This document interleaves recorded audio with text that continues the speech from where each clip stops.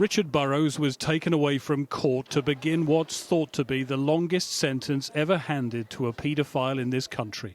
A man who for years used his positions of power and trust at a school, in clubs and with the Scouts to abuse 24 boys.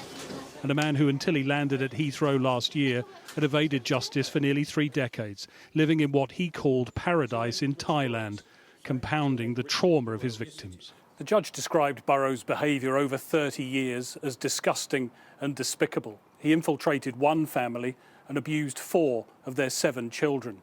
He cared only for his own selfish and perverted desires, the judge said. You have ruined countless lives, and I regret to say I've seen no remorse. Many of Burrows' victims faced him in court, describing the impact on their lives. Many spoke of blaming themselves, among them this man, the first of those he abused.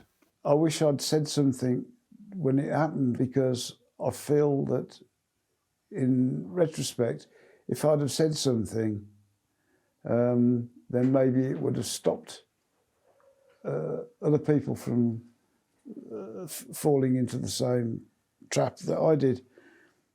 But at that time, at that age, I thought I probably wouldn't be believed, was one thing.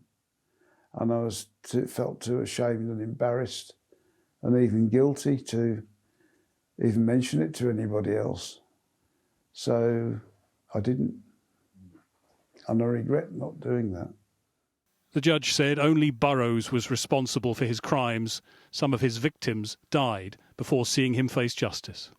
Whilst he pleaded guilty to a large number of offences on his return to the UK, he refused to accept responsibility for some of his most serious offending, forcing his victims to go through the traumatic process of giving evidence at trial. He tried to convince the jury that he wasn't a bad paedophile and that he only did things that his victims wanted him to do. He showed no remorse and no understanding of the trauma he's caused so many people. The police and many of Burrows' victims believe there are others who have never come forward. After Burrows was sacked from a school for abusing a boy 54 years ago, the judge said nothing was done. He was allowed to go quietly, allowed to go on to abuse many more boys. Greg Milam, Sky News.